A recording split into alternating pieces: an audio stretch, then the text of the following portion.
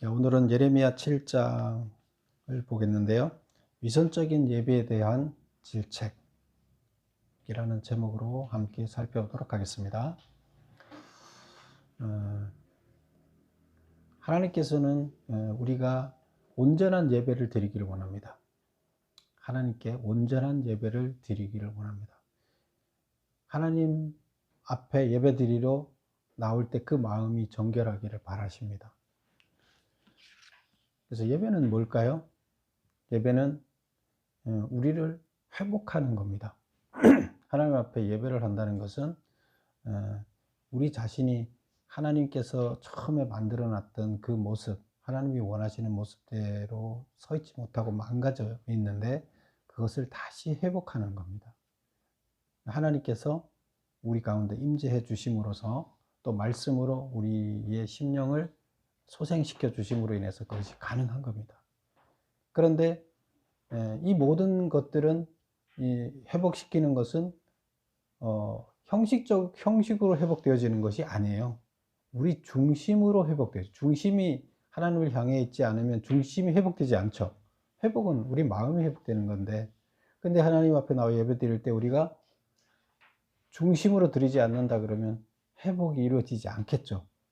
중심과 중심이 만나야 되는데, 마음과 마음이 만나야 되는데 그것이 만나지 않는다 그러면 회복이 이루어지지 않습니다. 그래서 하나님께서는 우리가 하나님 앞에 나왔을 때 잘못되어 있는 거, 망가진 거 싹 원래대로 싹 깨끗이 회복시키는, 그러기 위해서 우리를 예배에 부르시는 겁니다. 복 주시는 거죠. 축복해 주시는 거죠. 위로해 주시고 다시 새 힘을 주시는 거죠. 그래서 오늘 본문에서는 이스라엘 백성들이 이러한 예배가 회복되지 않았다. 이런 예배가 회복되지 않으면 이스라엘 백성이 온전히 하나님 뜻대로 살 수 있을까요? 힘들죠. 왜? 온전히 회복되지 않으면 결국에 상한 자로 남아 있는 거죠. 그래서 상한 자로 남아 있는 자는 하나님께 참 예배를 드릴 수가 없다, 이런 것입니다. 그래서 하나님께서 위선적인 예배, 온 중심으로 드리지 않는 예배를 질책하는 이런 내용입니다. 그러면 1번을 한번 보겠습니다. 우선 그 단락을 보면 크게 이렇게 세 단락으로 나눠놨죠. 첫 번째 단락이 1절에서부터 15절까지 제목을 한번 읽어볼까요? 시작. 거짓된 성전 예배. 그래서 거짓된 성전 예배에 관한 내용입니다. 이스라엘 백성들이 거짓된 성전에서 거짓된 예배를 드린다는 얘기예요. 참된 예배가 아니다. 중심으로 드려지는 예배가 아니다, 이런 얘기겠죠. 그 다음에 두 번째 보겠습니다. 16절부터 28절까지인데 제목 한번 읽어볼까요? 시작. 삶 속에 나타난 불순종의 예배. 우리는 예배를 이곳에 와서 드리는 것만 예배가 아니죠. 각자의 삶 속에서 삶을 온전하게 하나님께서 원하시는 대로 사는 것이 예배예요. 참 예배예요. 그렇죠? 예배의 연장이죠. 여기서 회복된 예배, 회복된 자가 세상에 나가서 하나님 뜻대로 사는 것이 곧 예배의 연장이에요. 그런데 그 삶 속에서는 온전한 예배가 드려지지 않는다. 순종의 예배가 드려지지 않고 불순종의 예배가 드려진다. 왜? 회복이 안 됐으니까. 밖에 나가서도, 여기서도 예배 시간에도 회복이 안 됐는데 예배 시간에 회복 안 된 사람이 밖에 나가서 되게 살 수 있을까요? 그래서 순종하며 살지 못한다, 이런 얘기고, 그 다음에 세 번째 단락은 29절부터 그 맨 끝이 몇 절인가요? 그거 지금 빠졌네요. 맨 끝이 34절까지죠. 그래서 29절부터 34절까지인데 제목 한번 읽어보겠습니다. 시작. 도벳 사당 건축과 그에 따른 멸망. 그래서 도벳 사당이라는 것은 우상의 사당이죠. 건축과 그에 따른 멸망. 그러니까 당연히 그럼 하나님께서 우상 숭배의 사당을 짓는데 가만히 두겠어요? 그래서 결국 이스라엘이 왜 멸망하느냐? 결정적으로 우상 사당을 지었기 때문에 멸망한다. 우상의 사당이라는 것은 꼭 집만을 얘기하는 건 아니에요. 우리 마음에 우상의 집을 지으면 우상이 사당이 되는 거죠. 예, 그런 이야기입니다. 그래서 오늘 보면 위선적인 예배 때문에 결국 이스라엘 백성은 멸망당할 수밖에 없다, 이런 얘기를 합니다. 심판받아서. 자, 그럼 1번부터 살펴보겠습니다. 1번 1절에서 15절은 예레미야가 하나님이 준 경고의 메시지를 선포하는 내용이다. 하나님이 예레미야한테 메시지를 줬어요. 백성들한테 선포하라. 이 메시지를 하나님한테 선포하라. 그래서 그 메시지를 이제 선포를 하는데, 어디에서 누구에게 선포하느냐? 어디에서 선포하느냐? 예루살렘 성전 문 앞에서 선포한다. 여호와께서 예배하러 성전 문으로 들어가는, 여호와께 예배하러 성전 문으로 들어가는 유다 백성들에게 선포한다. 그래서 성전 문 앞에 서서 설교를 하는 거예요. 하나님 메시지를 선포하는 거예요. 근데 그들이 뭐하러 오는 사람들이에요? 예배드리러 오는 사람들한테 메시지를 선포하는 거예요.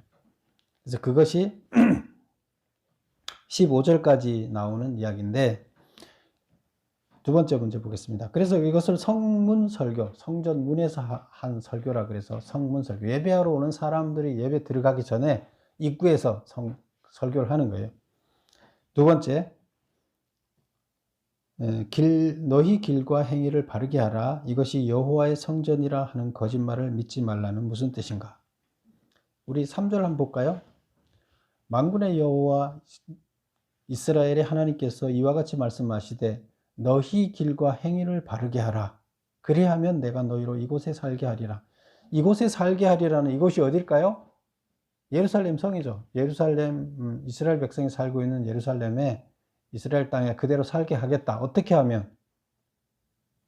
너희 길과 행위를 바르게 하면, 하나님 말씀대로 똑바로 살아가면. 근데 지금은 똑바로 그러면 산다는 얘기, 안 산다는 얘기예요. 똑바로 살지 않으니까 다시 회복해서 똑바로 살면 내가 이 땅에 계속 살게 하겠다. 안 그러면 어떻게 해야 돼요? 이 땅을 더럽혔으니까 하나님의 땅을 더럽힌 자들을 축출해내는 거죠. 가나안 땅에 이스라엘 백성이 들어오기 전에 가나안 백성들이 거기를 다 소돔과 고모라 같은 타락한 도시로 만들어서 하나님께서 그들을, 이스라엘 백성들이 쫓아내라고 그런 거죠. 그리고 하나님 나라의 백성이 어떻게 살아야 되는지 니네가 거기 들어가서 보여줘라. 거룩한 삶을 보여줘라. 이렇게 얘기를 한 거죠. 근데 지금 이들이 어떻게 한다고요?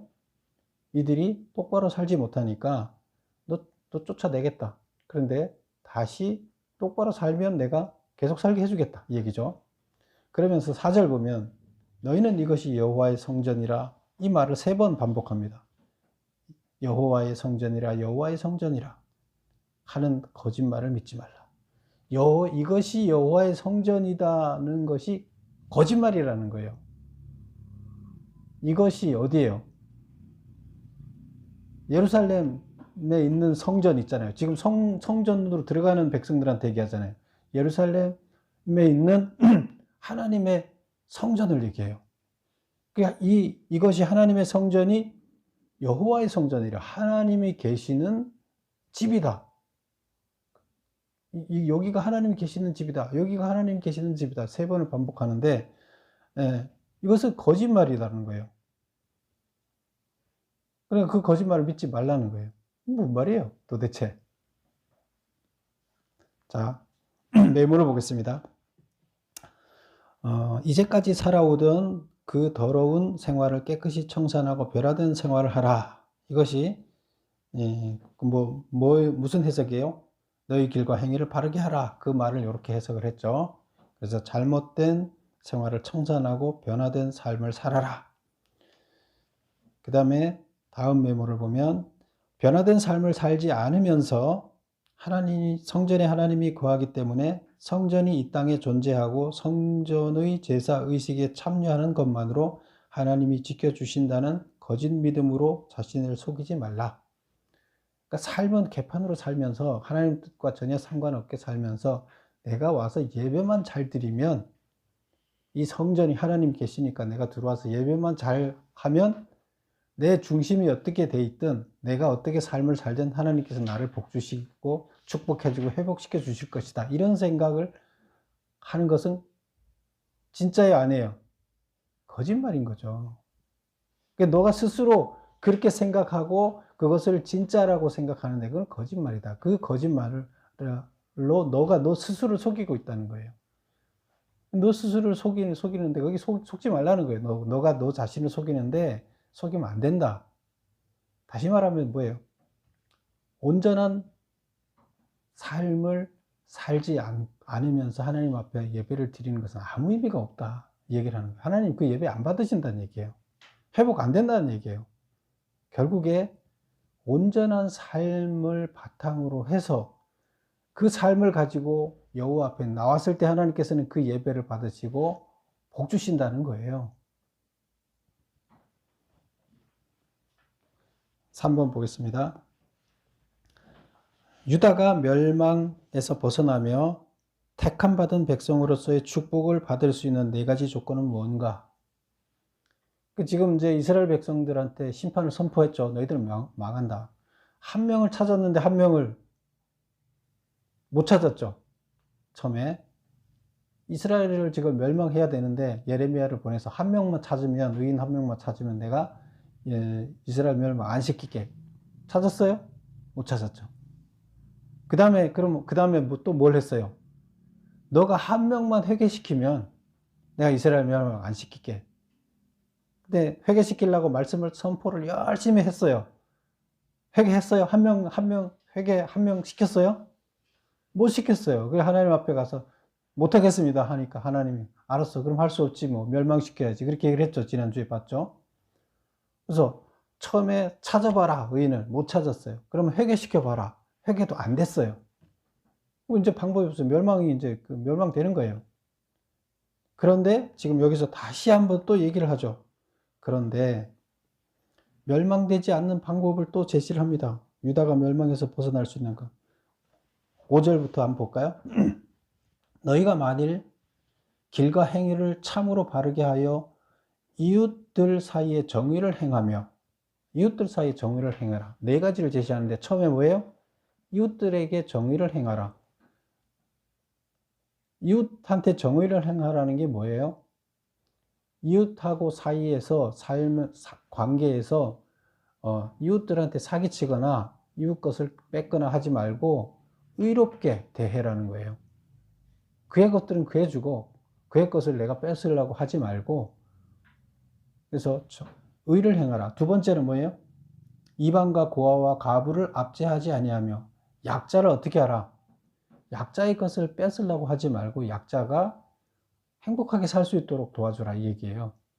그 다음에 세 번째, 무죄한 자의 피를 이곳에서 흘리지 아니하며, 죄 없는 사람들을 강자들이 자기가 오히려 죄를 졌으면서 그 죄를 약자한테 덮어씌우고 무죄한 자를 해하죠.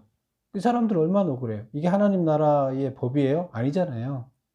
하나님 나라는 잘못된 자가 잘못된 처벌을 받고 무죄한 자는 무죄해야죠. 그래서 무죄한 자를 억울하게 그렇게 살게 하지 말으라. 그 다음에 네 번째가 다른 신들 뒤를 따라 화를 자초하지 아니하면, 우상을 섬기는 걸 얘기를 하는 거죠. 그래서 이렇게 하지 않으면, 이런 걸 안 하면 내가 어떻게 하겠다? 너를 멸망시키지 않겠다는 거예요. 그러면 지금 이 백성들이 살고 있는 모습은 어떻다는 거예요? 이렇게 하고 산다는 거예요. 하나님이 원하는 대로 살지 않고 반대로 살고 있다는 거예요. 이웃들에게 정의를 행하지 않고, 약자들을 돌보지 않고 그들을 압제했고 뺐고, 또 무죄한 자에게를 죄를 있다고 얘기를 해서 덮어씌우고 우상을 섬기며 이렇게 살고 있다는 거예요.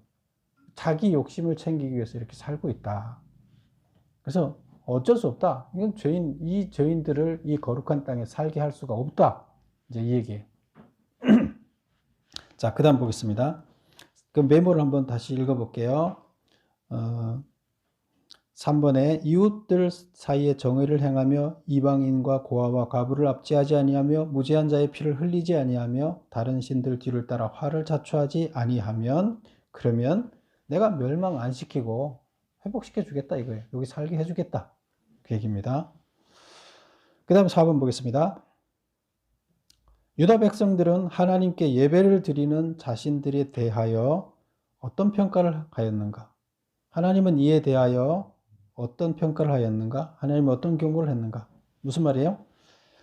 유다 백성들은 자기가 하나님께 예배를 드리는 자신에 대해서, 자기들이 하나님께 예배 드리는 자신에 대해서 어떻게 평가하고 있느냐? 1번, 유다 백성들은 예배를 드리는 것만으로 구원을 얻었다고 생각하였다. 이들은 곧 성전이 뭐예요? 성전이 우상이에요. 그래서 성전 자체가 우상이고, 성전은 함부로 손대도 안 되고, 함부로 거기서 뭘 잘못해도 안 되고, 성전 자체가 하나님으로 만들고, 그래서 성전에 들어갔다가 예배드리고 나오는 것 자체가 뭐예요? 모든 것이 해결되는 걸로 생각했어요. 맞아요? 하나님이 원하시는 그거예요? 아니잖아요. 그래서 이 잘못된 성전을 우상화했어요. 성전은 우상이 아니죠. 하나님이 아니죠. 성전을 하나님이라고 우상화하고 성전에 들어가는 것만으로, 예배 드리는 것만으로 모든 것이 다 해결됐고 구원받았다 생각했어요. 근데 이게 오늘날 우리 성도들도 비슷하게 교회 가서 예배만 드리고 오면 자기는 잘못 살았더라도 하나님이 다 봐주겠지, 구원해 주겠지, 나는 교인이니까, 이렇게 생각할 수 있다는 거예요. 그건 아니죠. 하나님께서 그의 삶을 보는 거죠. 교회는 그의 삶을 바르게 하도록 가르치고 하나님을 만나서 잘못된 거 밝히는, 회복되는 장소지, 거기 들어갔다고 해서, 예배 보러 들어갔다고 해서 해결되는 게 아니잖아요. 삶이 변화가 안 되면 예배를 아무리 드린다고 해도 아니라는 거예요. 구원받을 수 없다는 거예요. 그러면 하나님은 이 백성에 대해서 어떻게 생각해요? 유다 백성들은 성전에 가 예배 드린 걸로 다 해결됐다고 생각을 했어요. 올바른 신앙인이다 생각했어요. 하나님은 변화되지 않고 악을 행하는 유다 백성들을 도둑으로, 다 도둑놈들이라는 거예요, 이게. 그 다음에 성전을 도둑의 소굴로 보았다. 9절 한번 볼까요? 9절. 너희가 도둑질하며 살인하며 간음하며 거짓 맹세하며 바알에게 분향하며 너희가 알지 못하는 다른 신들을 따르며, 이렇게 하면서 자기들은 나쁜 짓 다 하고 악하게 살면서 좋은 거는 다 챙겨서 구원을 받으려고 하는, 이게 도둑이 아니에요. 좋은 거 챙길 만한 선을 행하고 이렇게 살고 구원을 받으려고 하면 도둑이 아니죠. 근데 지가 욕심 다 부려서 나쁜 짓 다 하고 좋은 거 다 챙겨가려고 하면 이건 도둑이죠. 그래서 하나님이 뭐라고 표현을 하고 있느냐? 유다 백성들을 도둑으로, 그 다음에 유다 백성들이 생각하고 있는 그 성전을 도둑의 소굴로 보았다는 거예요. 3번. 하나님은 어떤 경고를 했는가? 거기에 대해서 북이스라엘 실로에 성막과 법궤가 있었지만 백성들이 악을 행했을 때 그 나라를 멸망시킨 것처럼 유다도 악으로부터 돌아서지 않는다면 멸망시키겠다.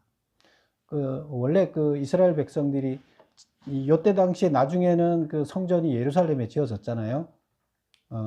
다윗이 성전을 짓겠다고 하나님한테 얘기를 하니까 하나님 안 된다. 그러니까 솔로몬한테 짓게끔 해서 예루살렘에다가 하나님 성전을 지었어요. 근데 그 전에는 성전이 있었어요, 없었어요? 없었어요. 없었는데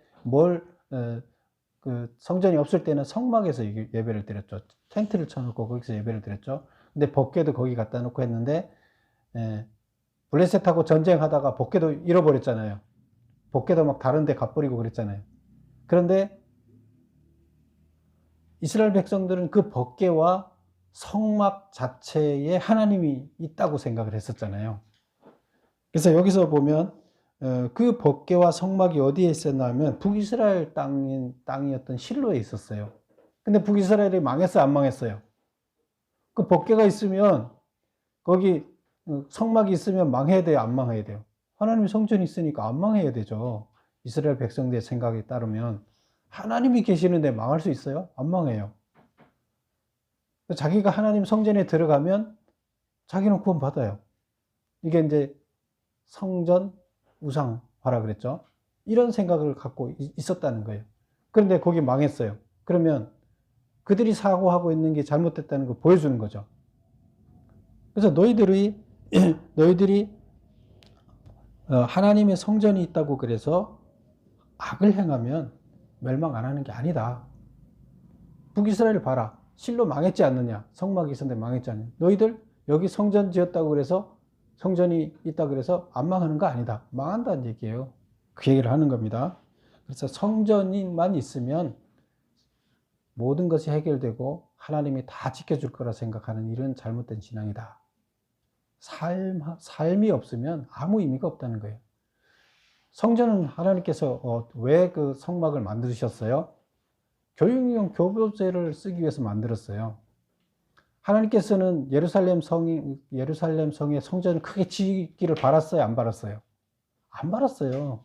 다윗이 스스로 짓겠다고 하나님한테 우기고 한 거지, 하나님이 그 성전 지으라고 명령한 거 아니에요. 그럼 하나님이 원하는 성전은 어디에 있어요? 예, 우리 마음의 성전을 그 마음의 성전을 어떻게 만들어야 되는 것을 가르쳐 주기 위해서 모델을 만들어서 요렇게 짓고 요렇게 하고 요렇게 거룩하게 여겨야 된다, 이거를 가르쳐 줬는데 그게 어디예요? 우리 마음을 그렇게 잘 가꿔야 된다는 거예요. 성전처럼. 그래 하나님이 여기 와 계시니까, 하나님은 영으로 이 안에 우리 마음에 와 계시고 여기가 성전인 거지, 하나님 계시는 게 성전이잖아요. 우리 마음의 성전인 것이 이제 그것이 아닌 어떤 건물이 성전이 아니에요. 그냥 교육의 장소고 예배를 드리기 위한 공간일 뿐이지 하나님이 계시는 거룩한 전이 아니에요. 하나님이 계시는 거룩한 전은 우리의 마음이에요. 그래서 우리는 우리의 마음을 거룩하게 가꿔야 돼요. 하나님이 계시게 하기 위해서. 그 얘기를 하는 겁니다. 그래서 이들은 성전 자체를 우상화하면서 성전에 가서 예배만 드리면 구원받는다고 생각을 했던 것이 잘못이다. 마음의 성전에 진실한 예배를 하나님께 드리는 그 마음의 성전을 하나님께서는 보시고 그를 구원해 주신다. 이렇게 얘기를 하고 있습니다. 그래서 여기까지가 이제 거짓된 성전 예배를 드리는 이스라엘 백성들을 질타하는 얘기예요. 뭐 오늘날 우리한테 하는 얘기나 마찬가지겠죠. 우리도 교회만 나오면 된다. 뭐 예배만 드리고 가면 다 구원해 주실 거다. 마음은 다른 데 가 있으면서 내 삶은 하나님이 원하는 삶을 살지 않으면서 그러면 의미가 없다. 다음 5번을 보겠습니다. 이제 16절부터 28절까지는 그 보면 삶 속에 나타난 불순종의 예배. 그들이 삶 가운데서 하나님 말씀대로 사는 것이 순종의 삶이죠. 그 순종의 삶, 순종의 예배를 드려야 되는데, 삶 가운데 하나님 말씀대로 사는 것은 순종의 예배인데, 그렇지 못하면 불순종의 예배가 되겠죠. 그럼 이스라엘 백성들이 삶 가운데서 불순종의 예배를 드리고 있다는 거예요. 그걸 얘기를 합니다. 5번. 하나님은 예레미야에게 유다 백성을 위해 더 이상 기도하지 말라. 너가 계속 유다 백성 구원해 달라고 계속 나한테 기도를 하는데 이제 더 이상 기도하지 마. 그 간구를 듣지 않겠다. 너가 아무리 기도해도 나 안 들을 거니까 너 더 이상 기도하지 마. 그 얘기예요. 그 이유는 뭐냐? 하나님의 여왕, 아니 하늘의 여왕. 여기서 하늘의 여왕이라고 표현했는데 이거는 이제 우리나라 말로 이렇게 표현하느라고 이렇게 했는데 그 원문에는 하늘의 여왕 이렇게 얘기하지 않고 아스다롯, 아스다롯이 가나안 땅에 있는 우상의 이름이잖아요. 그들이 믿는 우상 신의 이름인데 그 아스다롯을 얘기해요. 그래서 그것은 풍년을 가져다 준다는 신이에요. 근데 그 가나안에 사는 사람들이 농사를 잘 지고 그 사막지대잖아요. 농사가 잘 되려 그러면 이 풍년이 올라 그러면 이 아스타롯 신한테 예배를 잘 드려야 된다. 그래야 거기가 풍년이 된다. 이거예요. 이런 그 우상을 그들은 갖고 있어요. 그래서 그 가나안 땅의 원주민이 그렇게 예배 드렸던 것처럼 이스라엘 백성들도 똑같이 농사를 하나님한테 기도하는 것이 아니라 이 풍년의 신한테, 아스다롯한테 제사를 지낸다는 거예요. 그리고 그 외에도 다른 신들을 섬긴다는 거예요. 거기 우상 많죠. 뭐 무슨 신, 뭐 바알 신 많잖아요. 근데 그 많은 그 신들을 이들이 섬긴다는 거예요.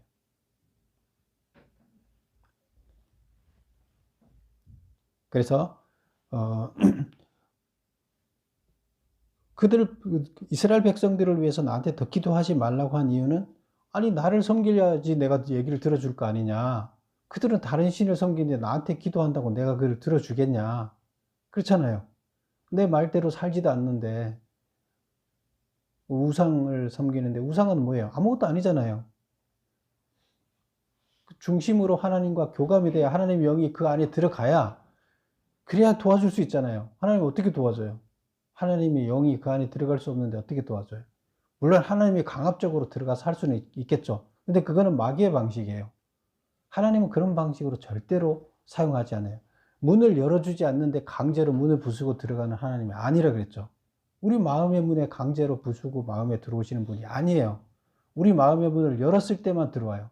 그래야 하나님이 우리 안에 통치가 일어나는 거고, 하나님께서 우리를 회복시켜 주는 거고, 고쳐주는 거예요. 근데 그렇지 않은 자들은 어떻게 하나님 해줄 수가 없다는 거예요. 마음의 문을 닫아 걸고 있기 때문에. 그래서 마귀들만 받아들이는데 내가 어떻게 거기 들어가냐.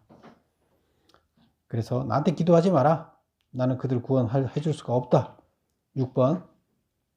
이스라엘의 조상들을 애굽 땅에서 인도하여 낸 날 하나님이 그들에게 제사와 관련하여 강조한 것은 뭐냐? 그러니까 이스라엘 조상들을 애굽 땅에서 인도했다는 것은 그 애굽에서 출애굽 시켜서 시내산을 거쳐서 오면서 하나님께서 제사와 관련된 교육을 했죠. 그래서 율법을 주면서 제사와 관련된 것을 얘기하면서 강조한 것은 뭐냐? 강조한 게 뭐예요? 번제나 화목제를 드리는 것보다 오히려 하나님 목소리에 청종하는 것, 말씀에 순종하는 것을 강조했다. 그렇죠? 이거는 우리가 알고 있죠. 그래서 화목제나 번제를 드리는 것보다, 이거는 예배 형식이죠.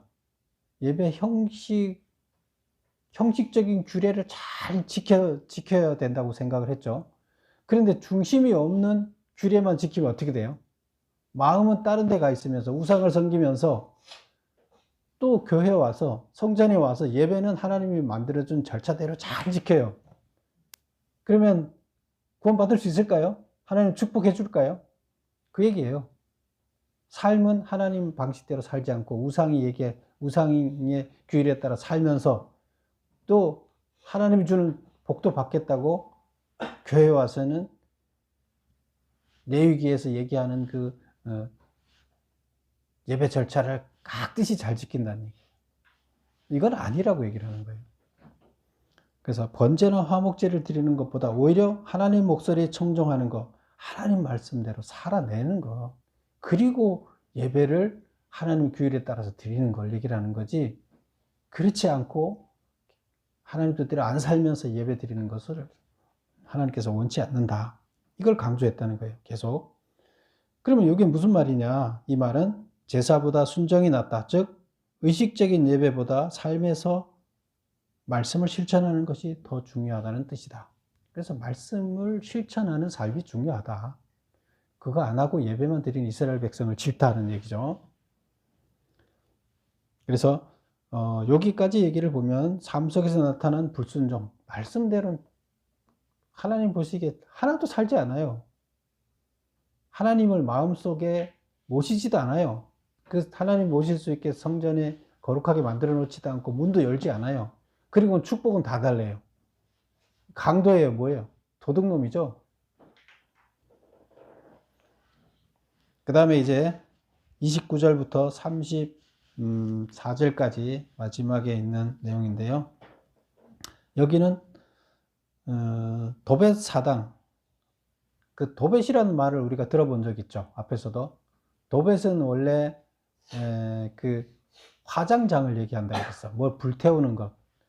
처음에 이건 어디서 나왔나 하면 번제단에서 그 번제단에서 그 양을 태워서 제물을 태워서 하나님께 올리잖아요. 그 철판으로 된 제단이 이게 도벳이에요. 근데 이것이 나중에는 이것이 화장장으로 바뀌었다. 태우는 거니까 화장장이라는 이름으로 바뀌었다. 이렇게 얘기를 했었는데요. 그 도벳은 태우는 데를 얘기해요.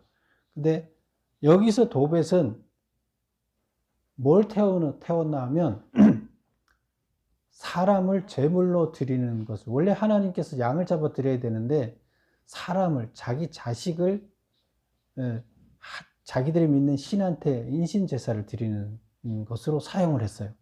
그래서 이게 하나님께 제사를 드리는 데가 아니라 사람을 인신 제사를 드리는 것을 도벳 사당이라고 얘기를 해요.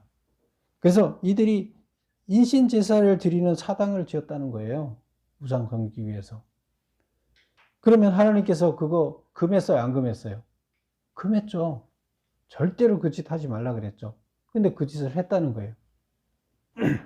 자, 어디를 한번 읽어볼까요? 29절, 31절 한번 읽어볼게요. 29절 볼까요?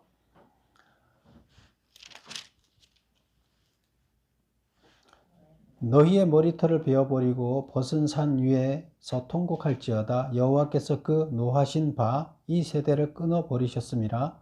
여호와께서 말씀하시되 유다 자손이 나의 눈 앞에 악을 행하여 내 이름으로 일컬음을 받는 집에 그들의 가중한 것을 두어 집을 더럽혔으며, 이것은 하나님의 성전에다 우상을 갖다 놓고 더럽혔다 이런 얘기고, 31절 흰놈의 아들 골짜기에 도벳 사당을 건축하고, 이거는 이제 흰놈의 아들 골짜기라는 건 골짜기, 이스라엘 그 예루살렘 성 옆에 있는 골짜기를 얘기하는 거예요. 그 골짜기에 사당을, 인신 제사 드리는 도벳 사당을 지었다는 거예요. 그리고 그들의 자녀들을 불에 살랐나니 인신 제사를 드렸다는 거죠. 내가 명령하지 아니하였고 내 마음에 생각하지도 아니한 일이라. 하나님께서 명령하지도 않고 원하지도 않는데 너희들은 인신 제사를 드렸다. 사당을 지어놓고. 그러므로 여호와께서 말씀하시리라. 날이 이르면 이곳을 도벳이라 하거나 흰놈의 아들의 골짜기라 말하지 말고 죽음의 골짜기라 말하리니. 여기서 날이 이른다는 것은 무슨 날이 일어나면 멸망의 날이 이르면, 그래서 유다의 멸망의 날이 이르면 여기가 죽음의 골짜기가 될 거라는 거예요. 니네들이 자식을 인신제사 드렸듯이 니네들이 나쁜 짓, 우상을 섬긴, 우상의 말을 따른 니네들이 어떻게 된다? 그 죽은 자식들처럼 니네가 여기에서 다 죽을 것이다. 죽음의 골짜기가 될 것이다. 이런 얘기를 하는 거예요. 이는 도벳에 자리가 없을 만큼 매장했기 때문이다. 사람들이 거기서 얼마나 많이 죽느냐 하면 매장할 자리가 없을 만큼 니네가 그 심판날에 죽을 것이라는 거예요. 이 백성의 시체가 공중의 새와 땅의 짐승의 밥이 될 것이나 그것을 쫓는 자가 없다. 그리고 시체가 워낙 많으니까 나중에 묻지도 못하고 그냥 밖에 버려져서 짐승들이 와서 다 뜯어먹는다는 거예요. 이것은 뭐예요? 이것은 죽은 자를 존엄하게 땅에 묻어서 존엄하게 해줘야 되는데 이게 죽은 자를 또 한 번 더 죽이는 것이죠. 짐승이 뜯어먹는다는 것은. 우리나라는 뭐 부관참시라고 얘기를 하는데 그런 말이에요. 이게 그렇게 될 것이라는 거예요. 그래 34절 그때 내가 유다 성읍들과 예루살렘 거리에 기뻐하는 소리, 즐거워하는 소리, 사랑의 소리, 신부의 소리가 끊어지게 하리다. 그래서 사람들이 일상생활을 하면서 즐거워하는 그런 소리, 내는 소리, 애 낳는 소리, 애 우는 소리, 출산하는 소리, 애 키우는 소리, 뭐 이런 소리가 전혀 들리지 않겠다. 황폐한 멸망만이 남아있을 거라는 거예요. 애들을 인신제사를 지냈는데 거기 애들이 태어나게 하겠느냐, 이제 이런 얘기를 하는 거죠. 자, 메모를 보겠습니다. 7번 유다가 우상숭배한 사실을 증거하기 위해 예레미야가 제시한 우상숭배 현장은 어디인가? 그러니까 유다가 우상숭배를 했다는 거예요. 그렇죠? 우상숭배를 했죠. 근데 그 우상숭배를 했던 그 현장을 지금 고발하고 있는 거예요. 유다가 그 고발하는 그 현장이 어디냐? 성전에 그들의 가증한 것을 두어 집을 더럽혔으며, 그 첫 번째는 성전에다가 우상을 갖다 뒀다는 거예요. 하나님의 성전에 우상의 신상을 갖다 뒀다는 거예요. 그 다음에 두 번째, 흰놈의 골짜기에 도벳 사당을 건축하고, 이게 그 인신제사 사당을 건축하고 그들의 자녀들을 불에 살랐다. 근데 이게 어느 왕 때 했느냐 하면 아하스, 므낫세, 여호야김, 이들이 다 이 짓을 했어요. 이 기록에 남아 있어요. 이게 말이 돼요? 이들이 이렇게 사당을 짓고 하나님의 율법에서 철저하게 절대로 그 짓 하면 안 된다 했는데 이걸 했다는 거예요. 그러니까 멸망해야 돼요, 말아야 돼요? 가만히 둘 수가 없죠. 멸망해야죠. 이것은 사람을 불에 태워갖고 인신제사를 지내는 게 하나님의 뜻이에요? 말도 안 되는 이야기죠. 하나님이 얼마나 존귀한 자식인데 그것을 인신제사를 드려요. 8번, 우상숭배에 대한 응징의 대가로 나타나는 현상은 무엇인가? 그래서 이들이 잘못했으니까 뭘로 응징을 하느냐? 우상숭배를 실행했던 도벳 사당은 유다 멸망의 날에 사륙을 당하는 장소가 될 것이다. 저주를 받아 시체까지 모독을 당하게 될 것이다. 그래서 하나님께서는 니네가 억울하게 그 애들을 불태워 죽인 것처럼 니들도 당하게 될 것이다. 니들이 그 짓을 했으니까 그것을 그대로 너희들 받을 것이다. 그래서 거기에서 많은 사람이 죽을 것이다. 이렇게 얘기를 하는 거예요. 9번, 이 본장, 그래서 예레미야 그 7장이 주는 교훈이 뭐냐? 예배에 관한 거죠. 신령과 진정의 예배를 드려야 한다. 그렇죠? 우리가 형식적인 예배가 아닌 신령과 진정, 마음의 중심으로 하나님을 받아들이고 마음 문을 열고 하나님이 들어오시게 하고 하나님이 주시는 그래야 하나님이 주시는 은혜와 축복, 회복의 역사가 일어나는 거죠. 이게 신령과 진정의 예배입니다. 그 다음에 두 번째, 삶 속에서 예배를 드려야 한다. 예배 시간에는 신령과 진정으로 하나님의 마음을 열고 회복의 역사가 일어나야 되지만 우리 삶의 현장에서 어떻게 해야 돼요? 그게 연장돼서 삶 속에서 하나님의 말씀을 잘 실천하는 삶을 살아야 된다. 이것이 삶의 예배다. 순종의 예배다. 이렇게 얘기를 하는데 이런 예배를 드려야 된다. 그 다음에 말씀을 떠나 살 때 결국 처참한 멸망에 도달하게 된다. 이런 하나님 말씀대로 순종의 삶을 살고 예배 때 와서 마음 문을 열고 하나님을 우리 안에 들어와서 회복되는 역사가 일어나지 않으면 이것이 없으면 어떻게 돼요? 결국에 우리는 우상의 뜻에 따라 내 욕망이나 우상이나 같은 거예요. 따라 사는 것이고 그러면 멸망한다는 얘기예요. 우리 살 길은 하나밖에 없어요. 하나님 말씀대로 살고 예배에 나와서 회복되고 하나님으로부터 회복을 받고 그 다음에 삶 속에서 하나님 말씀대로 실천하는 거. 이것이 우리가 살 길이에요. 안 그러면 우리는 죽는다는 거예요. 다 멸망한다는 거예요. 여러분들은 모두 삶에서 하나님 말씀대로 사는 순종의 예배를 드리고 또 신령과 진정의 예배를 예배 시간에 와서 드림으로 하나님께 온전한 구원을 받는 여러분이 되시기를 축원합니다. 기도하겠습니다.